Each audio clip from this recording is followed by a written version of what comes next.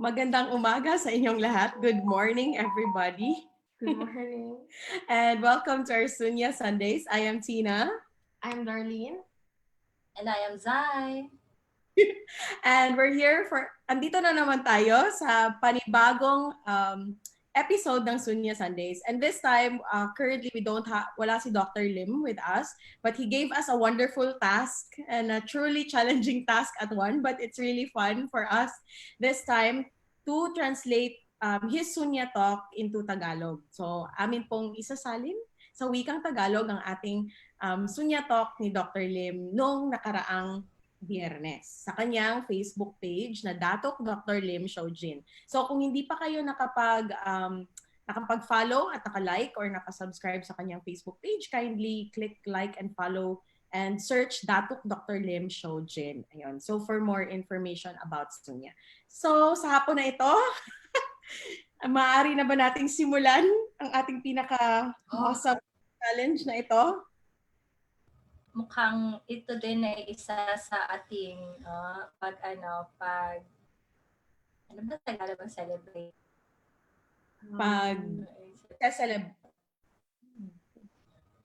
Yes, sa pag-honor. Okay, so dahil buwan ng wika, ito ay aming pagbibigay pugay. Yes, pagbibigay pugay sa ating sariling wika, di ba? So, diba? Oh my gosh, kaya siguro binigay sa atin ito na challenge kasi it's also the buwan ng wika. So, yeah, marami po ang nagre-request kung maaari po bang isasalin sa wikang Tagalog ang ating mga talks upang marami po tayong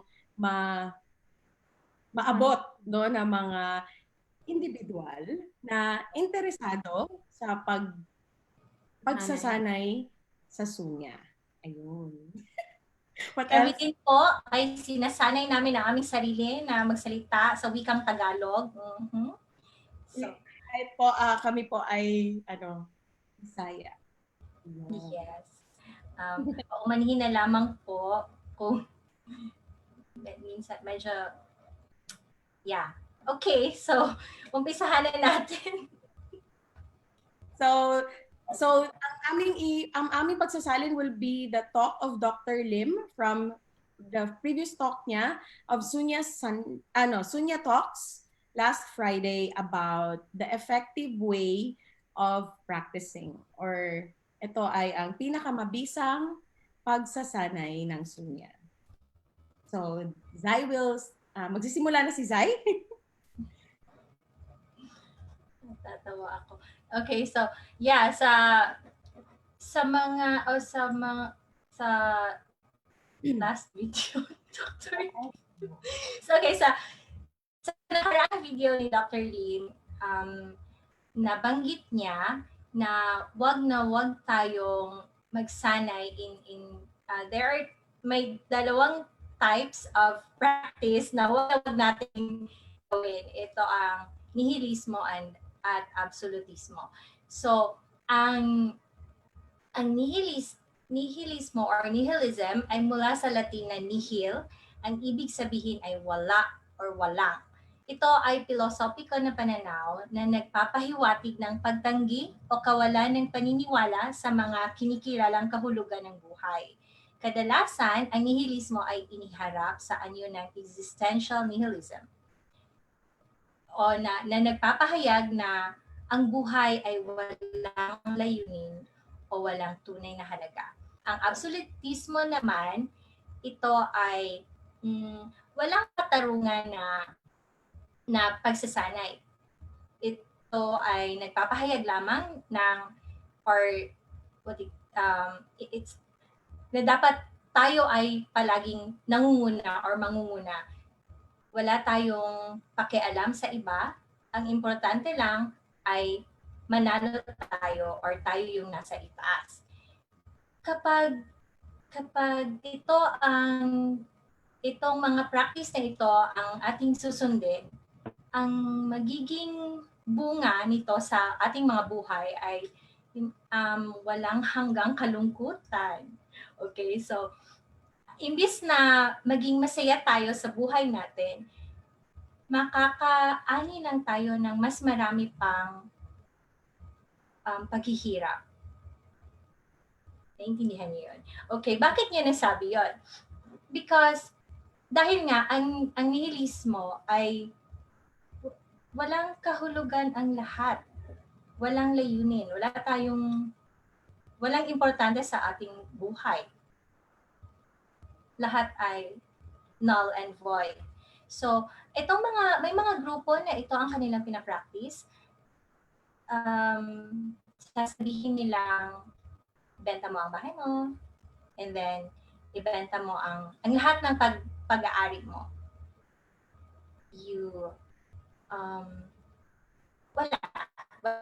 Walang maiiwan or walang matitira sa'yo. So, ang pangako nila ay magiging masaya ka kapag sumali ka sa kanila. And so walang matitira sa'yo. Ang ito namang absolutismo, yun na nga, ang absolutismo is nandoon ka lang sa pagiging number one sa iyong buhay. Lahat ng mga achievements mo sa buhay, it should be number one. Palagi kang manguna at hindi ka pwedeng mag-fail. Ano nga sa Tagalog ang mag-fail? Basta mag-fail. Yun na yun. Tapos, okay, so, paano ka magiging masaya kung ang sa nihilismo, wala kang pagmamay-ari. At ang sa absolutismo, ay hindi ka pwedeng bumagsak sa buhay or madaanan ang failure. So, ang nihilismo ay parang isang kulto.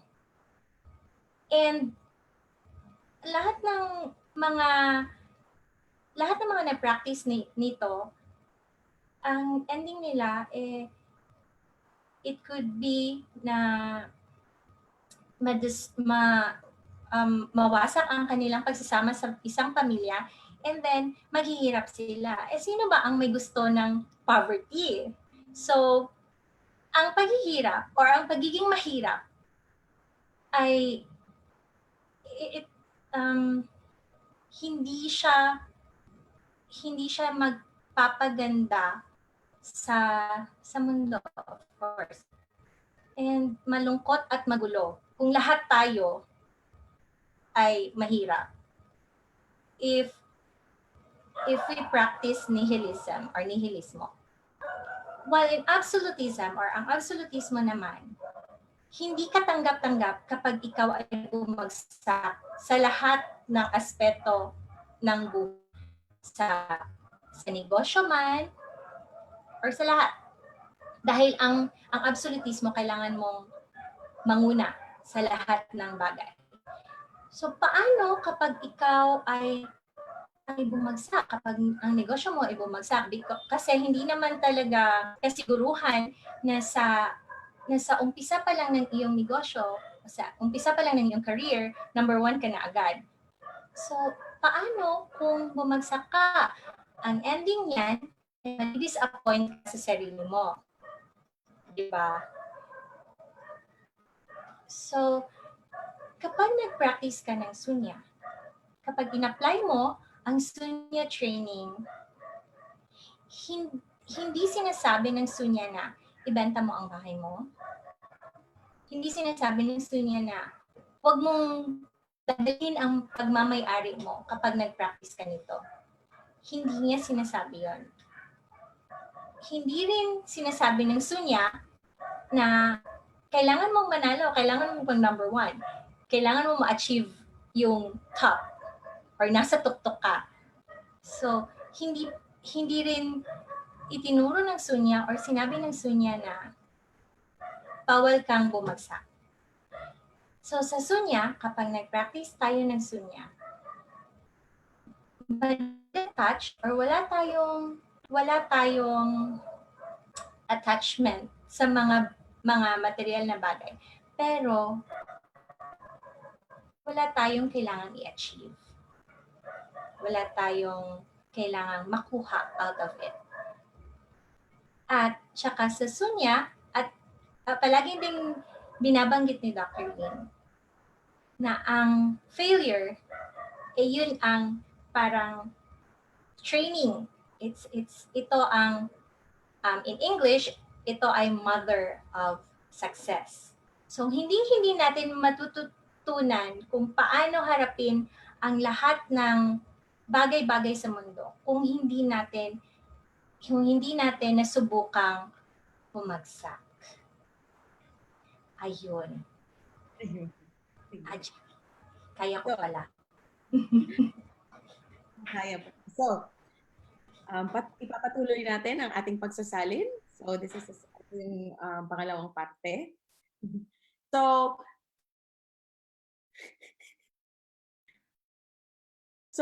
doon lang kung paano mo maiha-handle yung pagkabigo, no? Paano mo i-handle yung pagkabigo? Doon ka mananalo. Hindi yung goal is yung pagiging panalo, but paano mo maha-handle yung pagkabigo. And yun ay ang isang rason na maaari kang manalo. Ang DXN is isa siyang magandang ehemplo na sa simula marami siyang pagkabigong nadaanan. And doon tayo natututo sa ating mga pagkabigo. And at doon din natin nalalaman na paano natin ma-adjust yung ating sarili at saka ma-adjust yung ating mga strategiya at paano natin i-approach yung ating market. At paano tayo matuto maging patient. Ano bang patient? At para na ma-endure natin ang mga kahirapan or yung mga panahon na tayo ay naghihirap. Doon tayo nananalo. Sa simula, maliit na panalo at eventually magiging malaking panalo siya. And eventually ang DXN ngayong panahon na ito ay isa sa pinakamalaking MLM company at patuloy siyang lumalago at lumalaki. Kahit sa panahong ito na tinatawag natin na isa sa pinaka-challenging time sa 21st century, which is the time of COVID. So, nung dumating ang COVID sa panahon sa atin, no? Nung dumating ang COVID, mabilis naka-recover ang DXN. Dahil naka-prepare tayo sa ganitong mga krisis sa management. Hindi tayo nagsasalita ng masyadong marami, tama ba? Hindi tayo nagsasalita ng marami about paano tayo nananalo sa DXN.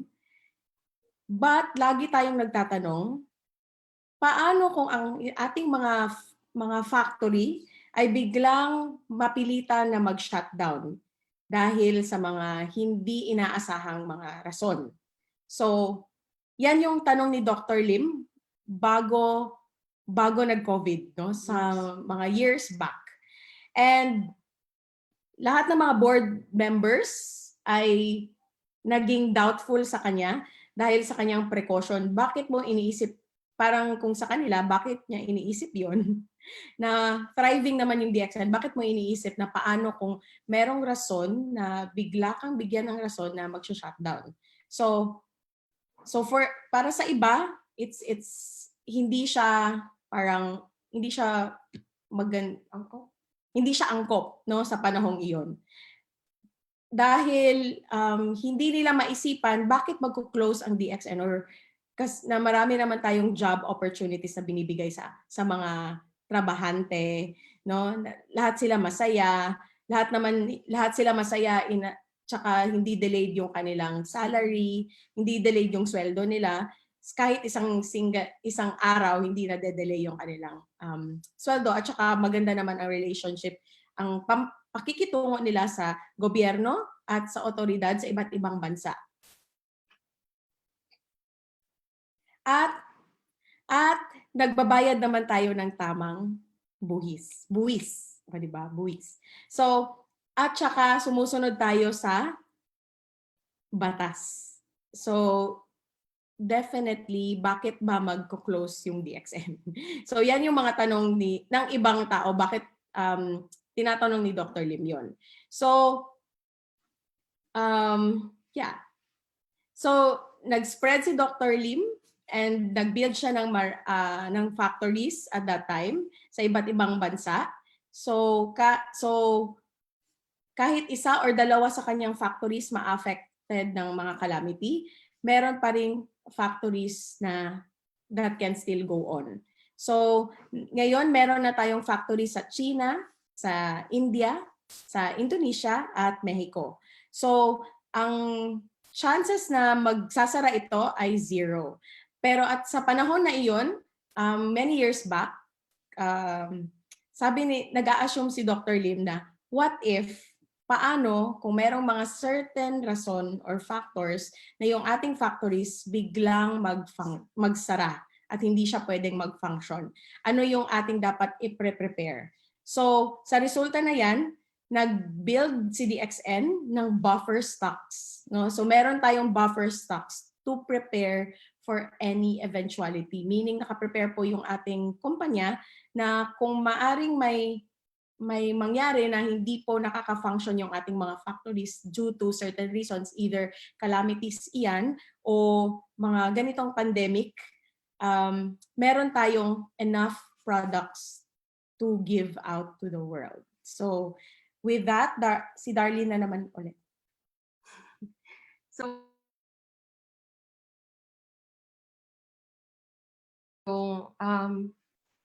yung tanong na paano if lahat ng factories ay nag-close down at nangyari nga ito nung nagpandemya at lahat ng factories natin sa Malaysia, sa India, sa China at sa iba't ibang parte ng mundo ay napilitang magsira dahil sa mga shutdowns. At hindi tayo nakadama ng tinatawag nating shortage sa products kasi nga napag-isipan na ni Dr. Lim or ng kumpanya before, yung buffer stocks natin is umaabot ng 6 months. So yung buffer stocks natin is worth 6 months. Ito yung kinukonsumo ng buong mundo na produkto ng DXN. Meron tayong nakahandang produkto na worth 6 months na kahit hindi 6 na buwan, kahit hindi nag-function lahat ng factories ay nakaproduce na tayo ng pangkonsumo ng mundo for 6 na buwan. So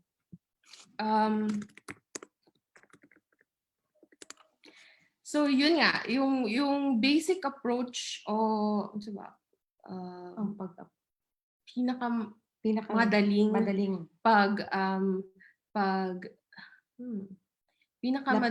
pagharap sa problemang ito is ang tawag ni Dr. Lim is surviving is winning. So ito yung stage na kahit nagsusurvive lang tayo, nananalo na tayo. So ngayon, ang lahat ng factories natin ay back to normal na yung kanilang function. And yun nga, yung dalawang klase na sinasabi ni Ate Zai kanina, yung first, yung dalawang approach, if hindi tayo na stuck doon sa nihilismo at absolutismo, ano nga ba yung tamang approach o tamang pagsasanay ng sunya? So, according to Dr. Lim, ang pinaka-effective o pinaka-mabisang pagsasanay ng sunya is yung natural approach o yung neutral approach. Ibig sabihin nito, hindi ito nakakagambala sa araw-araw natin na trabaho. Ito ay hindi nakakagambala sa mga pinaniniwalaan natin at saka sa ating mga pinapractice o mga pagsasanay, mga personal na pagsasanay. At ang nakikitang daan or way ni Dr. Lim na or some method ang so ang nakikitang method ni Dr. Lim is Pamamaraan. Ang nakitang pamamaraan ni Dr. Lim na hindi nakakagambala sa ating mga pinaniniwalaan at araw-araw na trabaho at pagsasanay is yung reverse counting. So kahit yun lang ang sanayin natin sa sarili, malaki na talaga itong contribution sa ating mga buhay. At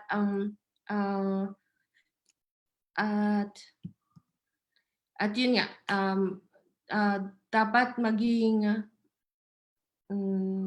aware. Dapat maging aware lamang tayo na hindi tayo nahuhulog sa nihilismo na pag-iisip at absolutismo na pag-iisip. At palaging tandaan na ang pinakamadali at maiging pagsasanay ng sunya ay ang reverse counting.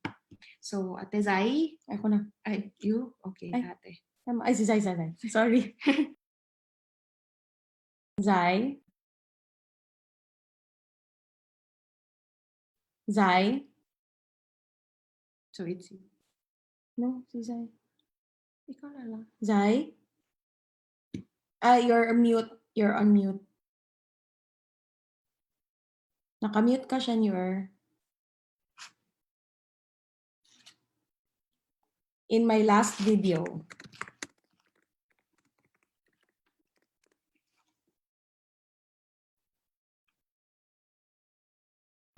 Hi. Hi. Ayun.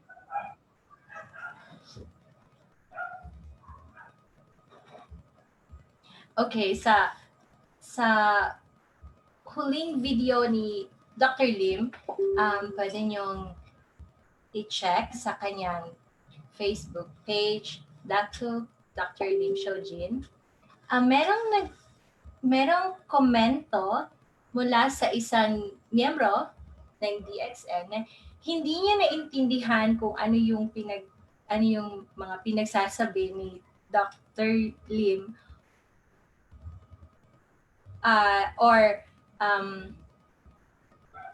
ang iba ay what is talk about? Ang iba ay nagme-mention or nagme-mention ng tungkol sa pagiging masaya at pagiging hindi masaya sa pinaka nakakalitong pamamaraan. Katulad ng ginagawa ko ngayon. Sige, yes. So, ang iba daw ay ang iba ay nag-uusap patungkol sa pagiging masaya or happiness at pagiging hindi masaya or unhappiness sa hindi madali na pamamaraan or hindi maintindihan ng pamamaraan. Which na ito ay hindi talaga siya related sa pagsasanay ng sunya. So, sa video na ipinalabas ni Dr. Lim at itong sinasali namin, ang kailangan lang nating intindihin ay ang pag-separate. What is separate in Tagalog? Pag ano yun? Paghiwalay ng teorya at ng practice. Okay. So, napag-usapan na natin noong with Dr. Lim about sa theory at sa practice or teorya at ang pagsasanay. So, hindi na natin kailangan pang intindihin ang apat na realisasyon na pinag-usapan noong mga nakaraang video ni Dr. Lim. Okay, again, paki-check na lang po sa kanyang Facebook page, that of Dr. Lim Shoji. So, ang kailangan lang nating intindihin or alamin ay kung paano gawin ang reverse counting or pagbibilang ng pabaliktad. O, di ba? Marunong ako. So, okay. So, yes. Okay. Balik sa'yo, Tina. So, sa pinakapangit na senaryo, hindi mo alam kung bakit ka, hindi mo alam kung bakit ka kailangan bakit kailangan yung kawalan ng laman or yung emptiness. At paano yung kawalan ng laman nakakapagbago ng isang buhay. So, ang kailangan mo lang is paano talaga mag-reverse counting na upang ang iyong utak ay marunong kumalma at naisasanay mo ang iyong utak na kumalma sa mga sitwasyon at hindi ka basta-basta na nade-depress or nagkakaroon ng mga problema regarding sa pag-iisip, no, na iyong inihaharap sa panahon na ngayon. So, idadagdag ko lang, hindi ibig sabihin na sa pagsasanay natin ng sunya ay wala na tayong kakaharapin na mga depresyon o problema. Yun nga yung sinasabi ni ate, Tina, na yung sinasanay lamang natin ang ating mga utak na kumalma kahit na may bumubulong na mga problema. So, ang pagsusulong natin ng sunya ginagawa na ilang taon nang nating ginagawa ang pagsusulong ng sunya. At marami ng sunyatis dahil dito at sa buong mundo at palagi nilang sinasanay ang kanilang sarili araw-araw sa sunya. At kaya nating bumuo ng ilang libro dahil lang sa pagbabago na nangyari dahil sa araw-araw nilang pagsasanay.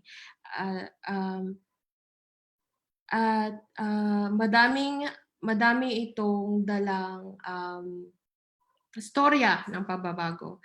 At Zai, pagpatuloy natin yung kwentuhan. Ang kailangan mo, what you need to do. Naka-mute ka. Mute. Okay, patawarin niyo po ako. Ako pala ay naka-mute. MYUT. Okay, so ang kailangan lang natin gawin ay magbigay tayo ng or set some time. Okay, gumawa tayo ng parang schedule or like para makapagsanay tayo ng 10 to 30 minutes or 10 hanggang 30 minuto sa araw-araw. Kahit anong oras na convenient para sa inyo or para sa iyo. So wala tayong talagang best time for that.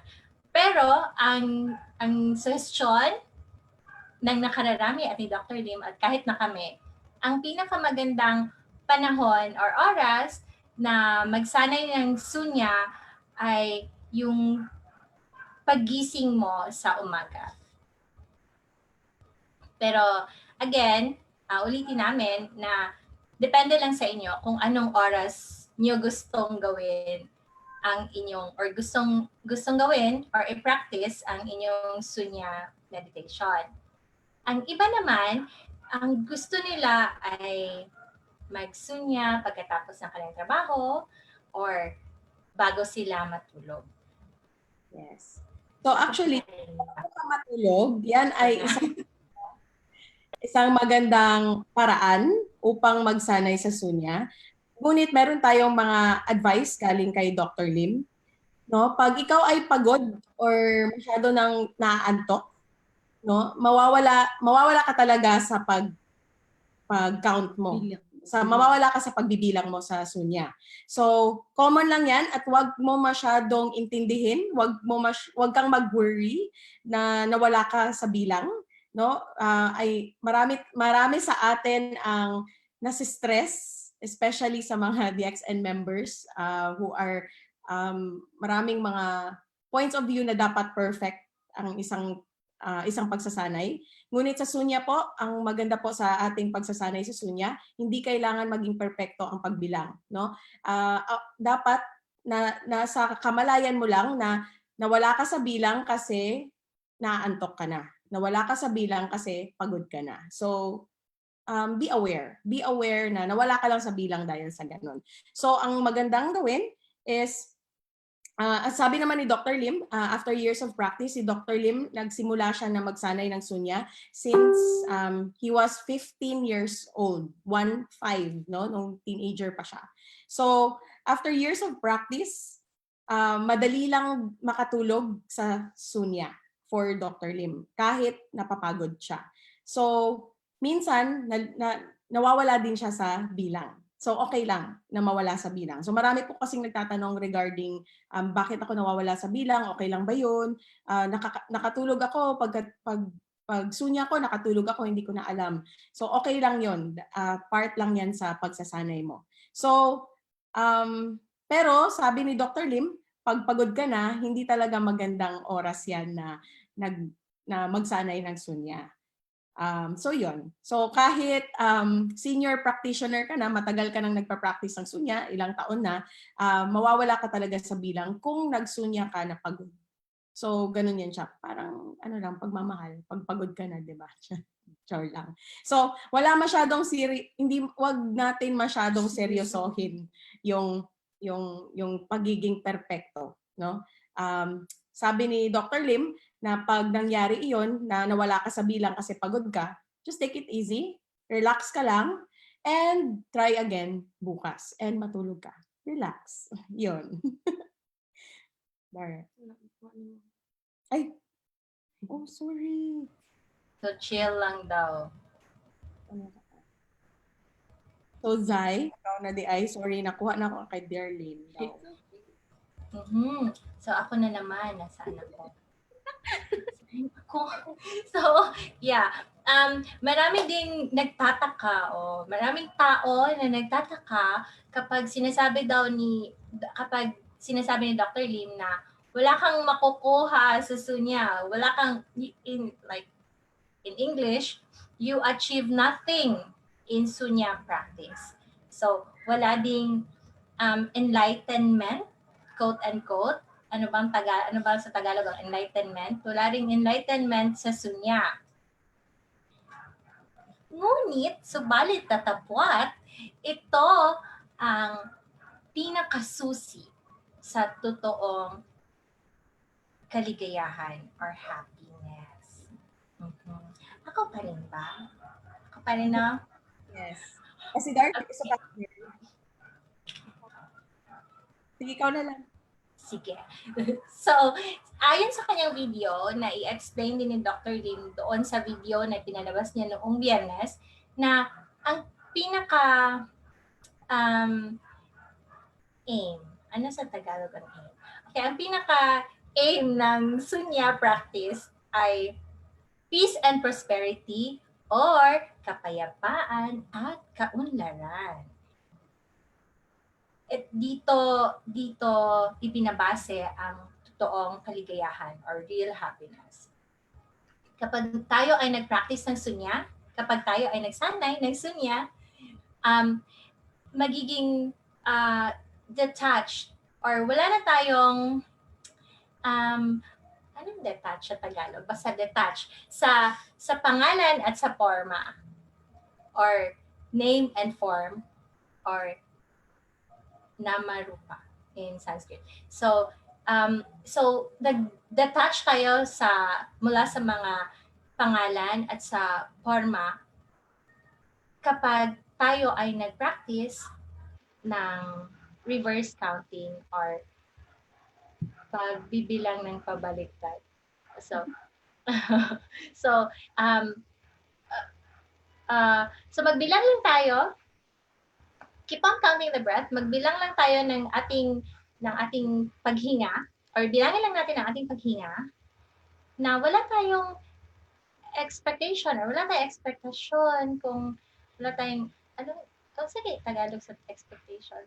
So kung wala kang expectation or wala kang expectation sa kahit na sa enlightenment, okay? Pagbilang ka lang ng pabaliktad. Using, of course, you hinga ka, and then 'di ba, yung sunya is inhale and exhale. So bilangin mo 'yan ng pabaliktad. So kapag yan ay pinractice mo, mawawala na ang yung mga expectation mo sa spiritual achievement or sa enlightenment, quote unquote. So kasi kapag meron tayong mga Tagalog sa expectation ay meron tayong expectation. Ganyan na lang. Sa mga ganitong bagay, meron pa rin tayong attachment. 'Di ba? Kapag ginagawa natin ang isang bagay dahil gusto nating makuha yung enlightenment or makuha yung something na related sa spiritual achievement, and ano na yung ating nilagyan na natin siya or nilagyan na natin siya ng name at saka ng form. So, yun na yung umpisa ng pag-worship. Okay? Anong worship, Tina, sa Tagalog? Pagsamba sa mga pangalan at forma. So, ito na yung umpisa ng pagsamba sa pangalan at sa forma. So, ayan. Tayong mga sunyati, kailangan din nating sanayin ang ating mga sarili na ma-detach sa mga ganitong mga bagay. Kasi, ayun. Kasi meron din kasing mga chances. Ano ba chances? Okay, may chances kasi na posible tayo sa kaka-practice natin ng sunya, posible tayong maging attached din sa ganitong mga bagay, like ma-attach tayo sa name and form, and then ito na yung umpisa ng pagsamba natin sa name and sa form. So, yeah. Pangalan at forma. So so wala tayong attachment sa kahit na ano. So I need backup. So Darlene, can you help me? Pwede mo ba akong tulungan? Okay, so kapag tinawag mo ang iyong Lord or Panginoon sa ibang pangalan, so tatawagin mo din ang iyong practice sa ibang pangalan. And then ang iba ay maiinis or magagalit sa iyo. Kasi meron din silang chance na parang ano na ba 'yon? Asan ako? Call your Lord. Okay, so yun na 'yon. And then asan ako? So ayun, kasi meron tayong kanya-kanya, or meron ang bawat tao ay may kanya-kanyang mga sinasamba, 'di ba? So kung itong Panginoon mo ay may ibang pangalan at ang yung practice ay iba, so ang ibang tao na may iba ding practice, may iba ding tawag sa kanilang Panginoon. So, or meron din silang ibang mga ritual, meron silang mga ganon, mantra chanting or whatever. So, meron na kayong parang magkaiba na, and then you will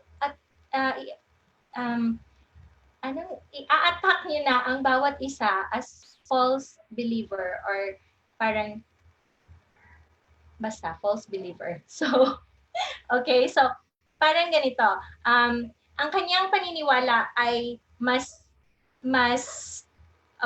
pure or mas banal kaysa sa paniniwala ng iba, or itong paniniwala ng iba ay false or hindi totoo or satanic or may sa demonyo, ganon. So in that way, sa ganyang pamamaraan, nasaan ang kapayapaan? Tama. Makes sense. 'Di ba? So, yan ang effect or ang epekto ng kapag meron tayong sinasamba na pangalan at forma or ng mga statwa. So, yun ang hindi pinapractice ng sunya. So, back to you, Tina. So, si Darlene mo na mag-ano kasi nakuha ko ang kanyang slot. Back to you, Darlene. Balik sa'yo, Darlene. So, ang pinakamataas na kamalayan is yung tinatawag natin na purong ginto. While yung mga negative emotions ay yun yung mga tinatawag nating impurities sa pagkuha natin ng ginto. So, pag nagmimina tayo ng ginto, di ba, ang daming bato, daming lupa. So, yun yung impurities. So, yung sinabi nga ni Ate Tezay regarding sa attachment so ang totoong detachment is tinatanggal natin tong mga impurities sa ating kamalayan upang maging mas peaceful o mas serene o mas pure. At yun yung isa sa mga bagay na kahit reverse counting o pagbibilang ng pabaliktad, yung ginagawa lang natin, isa na ito sa mga parang nagiging resulta. So, ang talagang susi sa ang talagang only susi sa happiness o sa totoong happiness is yung pagsasanay. And pag hindi tayo nagsanay,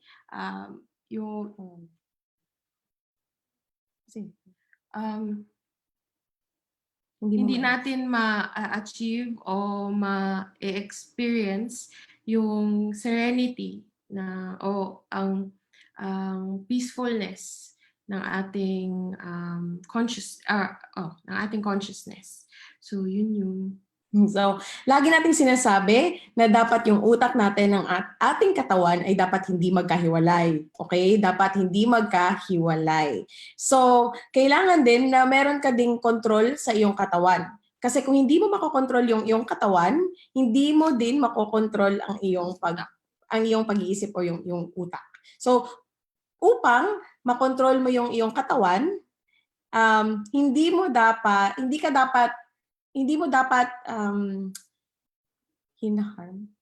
Hindi mo rin dapat you should never inflict harm on yourself. O sige, English ko na. And others. At sa ibang tao. Okay? So, you should not harm. Hindi ka pwedeng... Huwag kang gumawa ng nakakasakit sa sarili mo at sa ibang tao. Ayun. Huwag kang gumawa ng nakakasakit sa sarili mo, sa ibang tao, sa iyong environment, so sa paligid mo, at lalong-lalo na sa ating nature. Okay? And yung ating utak at ang ating katawan at ang ating nature or ating environment cannot be separated to. Meaning, hindi din dapat sila magkahiwalay. Meaning, we should also bigyan ng pagpupugay ang ating environment katulad ng ating pagpupugay sa sarili. Ayun. So, yun. So, pag i-harm mo din yung iyong environment, it will also harm your mind and body. So, kung kaya mong ma-harm kung kaya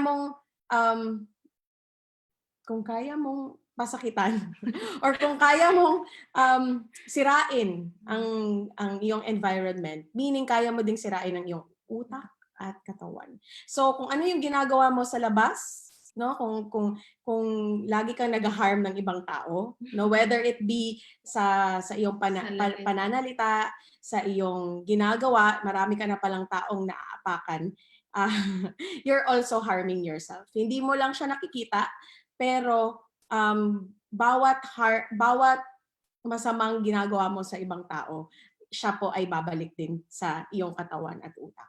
So yan po yung ating sa sunya. So sa sabi ni Dr. Lim, from the next video onward, meaning sa susunod na mga video, so I shall test your stories about my personal experiences and the testimonies from many sunyatis. So meaning test or I think tell. I shall tell your stories about my personal experience and the testimonies from many sunyatis. Meaning, we will be talking, ang ating mga next videos will be more of the testimonies na ng mga sunyatis. Kasi the sunya practice, na-introduce ni Dr. Lim ng 2 taon na all over the world, 1 year naman dito sa Philippines. So marami na po tayong mga magandang istoryas ng pagbabago, magandang kwento ng pagbabago. Gamit ang sunya, no? So, yun. At saka itong mga stories na ito, syempre, dito tayo na niniwala kasi hindi lang sa teorya. Yung mga nakaraang video natin kasi with Dr. Lim was all about theories. Teorya, kung bakit natin itong ginagawa. At importante din po ang teorya, hindi din po natin yan dinidiscount. Ang teorya po is very important kasi dapat alamin din po natin ano din po yung source kung bakit natin ito ginagawa. Hindi po siya gawa-gawa lang ni Dr. Lim. Ito po ay isang pag-e-ensayo or isang pagsasanay na ginagawa na noong unang panahon. No? Kaya lang, if ayaw nyo intindihin yung teorya, yun nga, balik tayo dun sa pagbibilang ng pabaliktad. Yun lang po ang kailangan yung intindihin. Yes. So kung ayaw nyo pong intindihin yung teorya, yung values niya, yung principles niya, kasi may mga consciousness, enlightenment, di ko naiintindihan. Marami pong tao mga nagre-reklamo, hindi po nila naiintindihan. So if you don't want to understand, hindi po kailangan, hindi po requirement ang maiintindihan mo yung teorya. Kung ayaw mo po siyang intindihin, okay lang din po yan kay Dr. Lim. At saka okay lang din po yan sa amin, mas madali. So gawin mo lang po ang reverse. Sunya. Just do sunya. Or, ayaw niyo po talagang gumawa ng pagsasanay. Okay lang din. Wala po. Wala naman pong, walang madadagdag. Yes. At saka ito yung ginagawa natin, huwag kayo mag-alala, kahit medyo nahihirapan kami. So the end na po yun ng transcript, by the way, we just have to tell everybody, it's the end. Maari na po kaming mag-English or insights na ng Fox Tribe. So, hello Dr. Lim, thank you so much for the wonderful, hindi naman task, but thank you so much for the wonderful video and of course the text that you gave us. Or just last night. So Dr. Lim gave us the transcript last night. He also informed us that kung pwede naming maisasalin sa Tagalog yung kanyang videos para daw marami tayong ma-reach. Maabot. So currently, tinry lang talaga namin kasi hindi naman kami pwedeng maghanap ng translator right away na magaling, no? So, hindi rin namin nasalin kaagad sa wikang Tagalog. So, basically, we are reading the English text and we are translating it on the spot for you. Kasi kanina, inaano pa lang namin, ini-internalize pa namin yung mga words. So, syempre, but yeah, yan po yung sunya. Nag-a-adapt lang po talaga. That's the practice of sunya. Kaya hindi rin kahit po sa aming mga utak na marami kaming judgment sa sarili namin, lalo na sa pagsasalita ng full wikang Tagalog. By nature, we are Bisaya. So, dali ra gyud sa mo ang Bisaya. Unta. True. Pero ang lalungsad kaayo nga Bisaya, kanapong hastang laluma, tapos kaning mga words pod, kasi ang Pilipinas, daghan kayo og hiram na salita. Okay? So, it's really our lesson for this month kasi earlier nung nakaraang Huwebes naman nag-ensayo din kami regarding baybayin. So ito po talaga ay isang movement ng spirit, no, flow ng spirit. Yes. Na plano lahat. Wala po kaming plano. Sa sunya po, wala pong plano. Ginagawa lang po namin kung okay, ito try. Sabi ni Dr. Lim, try. Sige, we will try. And if it works, great. If it doesn't, revise. That's how we adapt and change and how we adjust ourselves. Right, Zai? So, ano ba yung Oo. sarili mo sa pagsalin? Hmm, ino-off ko na nga lang ang video ko kasi natatawa ako. Okay, so, kasi medyo mahirap pala mag-Tagalog. Like, Sorry. so sabi naman ni Google, si Google naman malaking tulong. Nagtanong ako kung ano ang Tagalog ng detachment. Ang sabi naman ni Google, detachment. Yes. Oo nga, yung Ang attachment is kalakip. kalakip. Kalakip. Okay. So, wag po tayong maging kalakip. Sa mga lingwahe. So nakakatuwa naman na at least na nasasanay din natin managalog, di ba? Kasi parang ang huling the last time na nagtagalog yata tayo nung nag-aaral pa tayo Tsaka sa Filipino subject lang din. Okay. So sa Davao po, marunong po kami magtagalog. Pero Kaso hindi lang kami masyado, meron kaming sariling Tagalog. It's Tagbis at saka Taglish. tawag yun sa kanya, sa Davao Konyo, diba? Yung mga Konyo language ni Davao. But we would like to honor and acknowledge also the presence of Ate Eileen Dumlao. She's awesome in Tagalog. Maybe she can teach us. We would love to learn from you how to translate this awesome words from Dr. Lim. And also our mama, our stage mothers, Naineng, Hi, Nay! watching us, and she's so parang na-stress siya sa ato. Okay, na-stress daw ta nagatagalog. So, okay lang na, ma? This is not stress. Hindi naman kami stress. Ano ba sa Tagalog ang stress? I-S-T-R-E-S? Hindi po kami stressed, inay. Sadyang natutuwa ko kami at nananagalog kami. Ito ay bago para sa amin. So, di ba si Google din kasi hindi rin marunong managalog So, pero okay lang. Nakasugakot naman po kami. So, we pushed through and we're just trying this out if we can reach more people.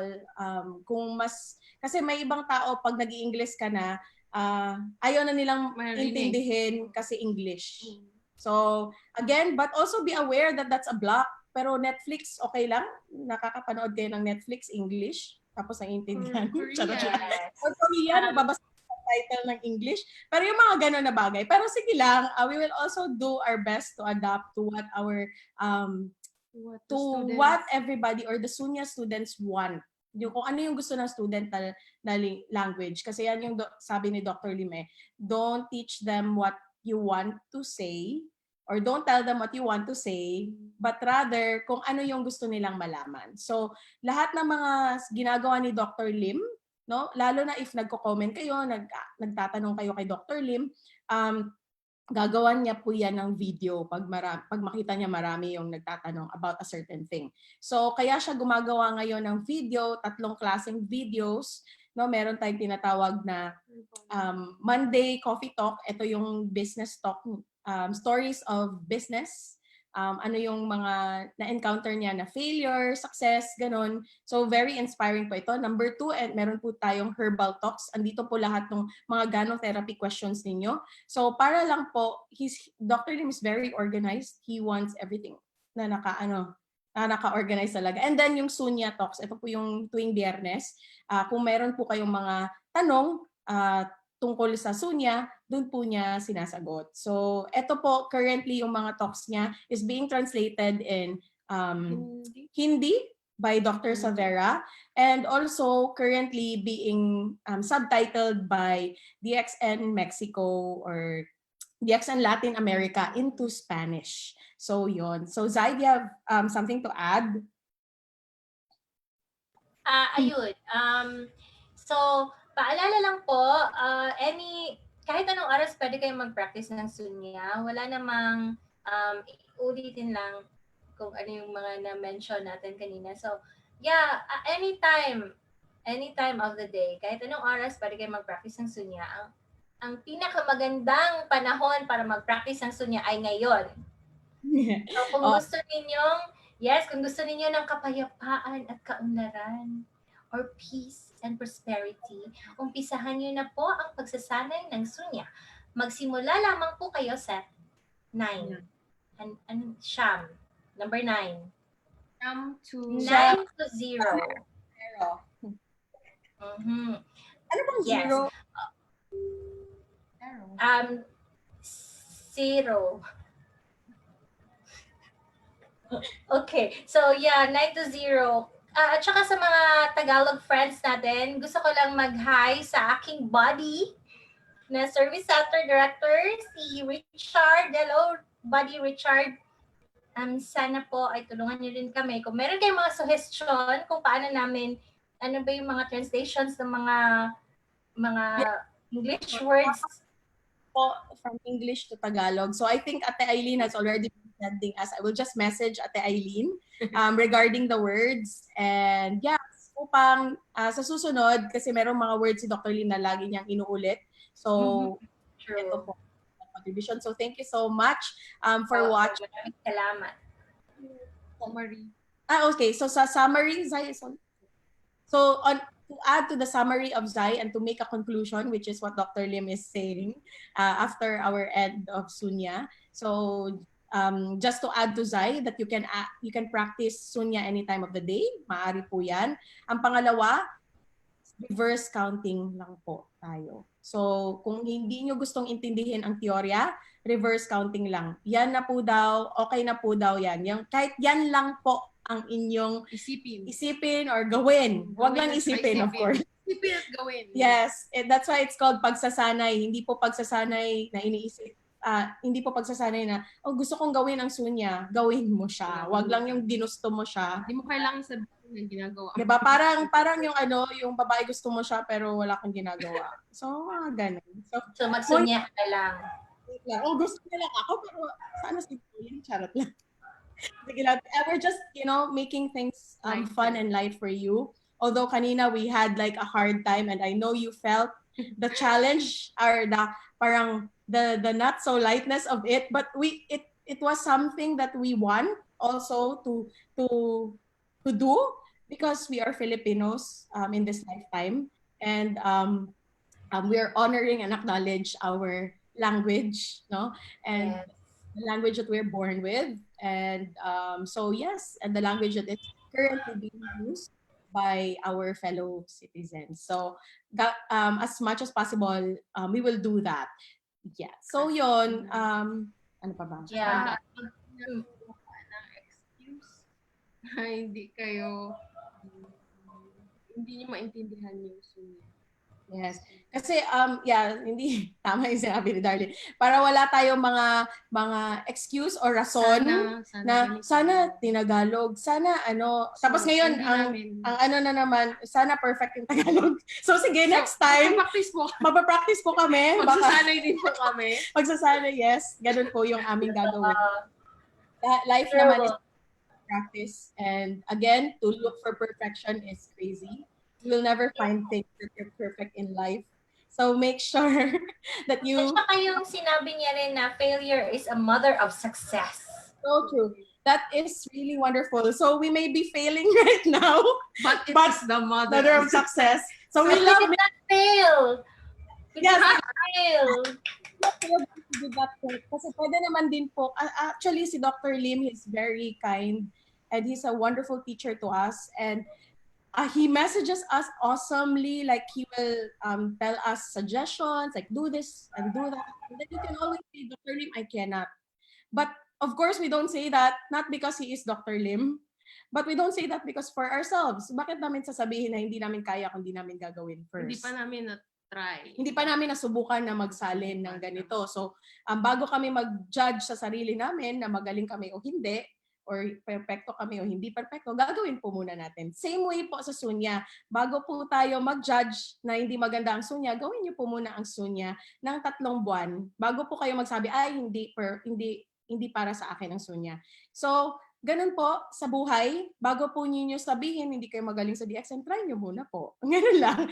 Bago nyo sabihin, hindi kayo bagay sa akin, try nyo muna po. Charot. Sabi nga ni Dr. Lim, in the first 3 years of doing business, Yes. you 80% of the time you will fail. That is why failure is the mother of success. And what if you knew that Yeah. you couldn't fail? In the sense that what you see as failure is not actually failure. So, tatagalugin ko yan. Yes. So, paano kung hindi talaga kayo bumagsak? Mm-mm. Hindi kayo babagsak. O, di ba? In Sunya, there is no, actually, feeling mo lang failure siya kasi meron kang mga inaasahan na mangyari. Pero actually hindi siya failure kung if it leads you towards success. So ayun lang. I think mag-extend na tayo kung ganun ba, kung magsusobra pa si Tina. So thank you to all our supports. Thank you Miss Mean, and to everybody who's watching us, to the ladies, at Tita Jenny who asked us to mag-Taglish na lang, and everybody who asked us to do Taglish. And Miss Angie, thank you for watching. And Jabez, sino pa ba? And Who is watching? Kuya Nino, is he watching?